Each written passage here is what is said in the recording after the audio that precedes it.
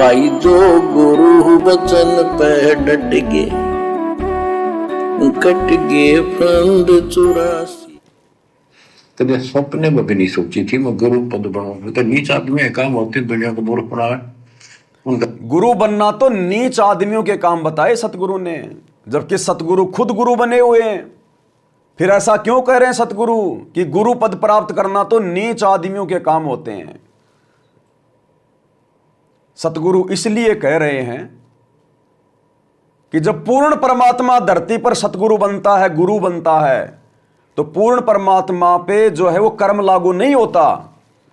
लेकिन यदि कोई जीव अपने आप को गुरु घोषित कर दे, शंकराचार्य घोषित कर दे, मंडलेश्वर घोषित कर दे, और जितनी भी आत्माओं को वो अपनी शरण में लेगा, अपना भगत बनाएगा, फॉलोवर बनाएगा, जिनको भी वो उपदेश देगा, चूंकि वो जीव है, वो दीक्षा देने का अधिकार नहीं, जीव को पार करने का अधिकार नहीं, उसके वचन में शक्ति नहीं, वो किसी का मोक्ष नहीं कर सकता, तो उसके ऊपर, उसके सिर पे वो भार चढ़ जाता है नकली शिष्यों का।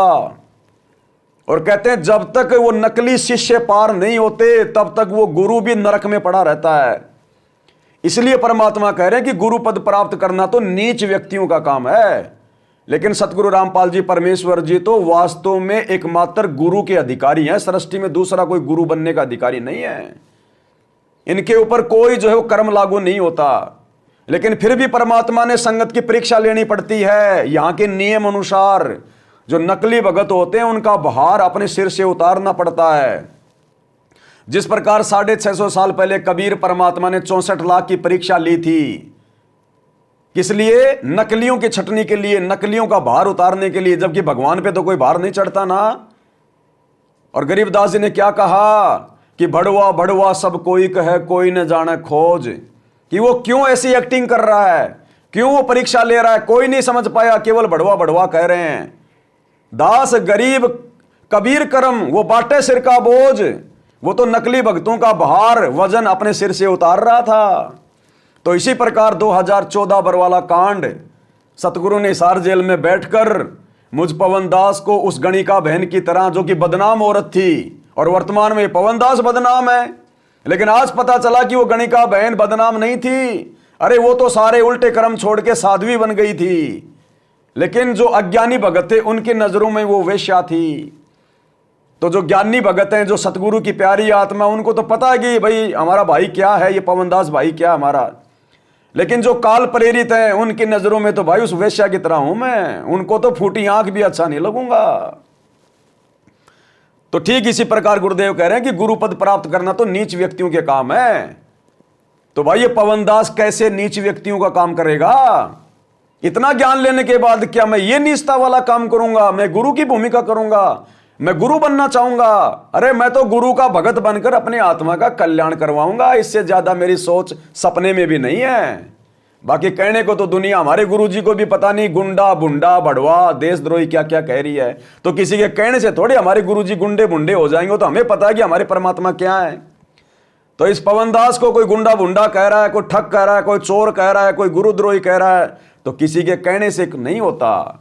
वो तो सतगुरु को पता है, ज्ञानी भक्तों को पता है, और जो व्यक्ति जो भूमिका निभाता है उसको पता है कि असल में वो क्या है। अब मैं बिल्कुल स्वस्थ आदमी हूं और गांव में मेरी चर्चा कर दें कि उसको पीलिया हो गया, उसको पीलिया हो गया। अरे वो तो मुझे पता है, पीलिया के कोई लक्षण भी तो होते होंगे। अब ऐसे कहने को तो चाहे जो मर्जी कह दे उसके पीलिया हो गया, पीलिया हो गया, उनके कहने थोड़ी पीलिया हो गया। तो आश्रम वाले भाई बहनों के कहने से थोड़ी मैं गुरुद्रोही हो गया।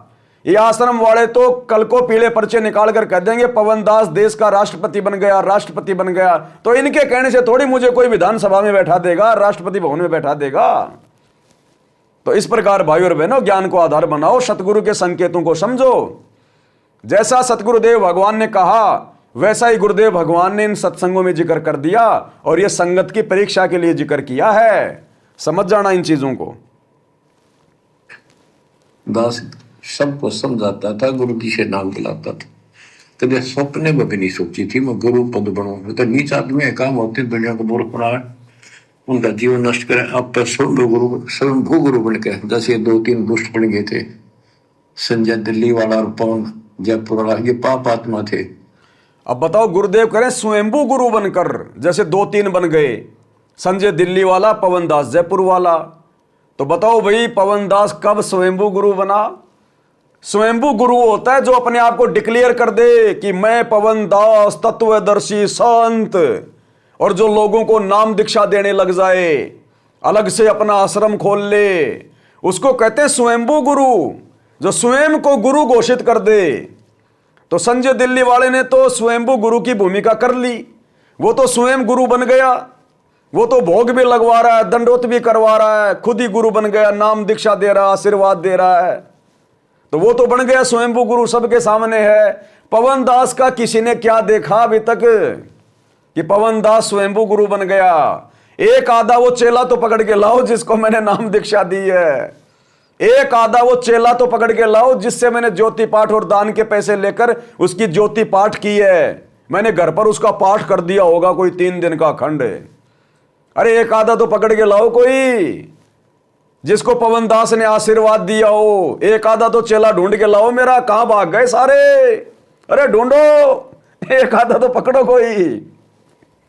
वो संजय दास के तुम्हारे को सैकड़ों मिल जाएंगे। तो भाई और बहनों, हमें तो बड़ा आनंद आ रहा है, परमात्मा ने हमें जो गुरुद्रोही की भूमिका निभाने के लिए दी है ना, हम तो इस भूमिका को तन मन से निभा रहे हैं। लेकिन ये लाखों की संगत आश्रमों से जुड़कर परमात्मा ने जिनको एक भगत की भूमिका निभाने को दी थी, ये भगत की भूमिका भी ढंग से नहीं निभा पा रहे हैं। तो भैया, ये परमात्मा अपने भक्तों की परीक्षा के लिए इस प्रकार के वचन निकाल रहे हैं। अन्यथा भाई, गुरुद्रोही को गुरु से मतलब नहीं होता, वो गुरु की शक्ल भी देखना पसंद नहीं करता, और जहां बैठेगा गुरु जी की बुराई करेगा। और ऐसे गुरुद्रोही के मुख से अपने गुरु की बुराई कौन सुनेगा? 4-4 घंटे वीडियो कौन देखेगा? तो ये तो कॉमन सेंस की बात है भैया। भाई जो गुरु बचन पे डट गे, कट गे फंद 84 के।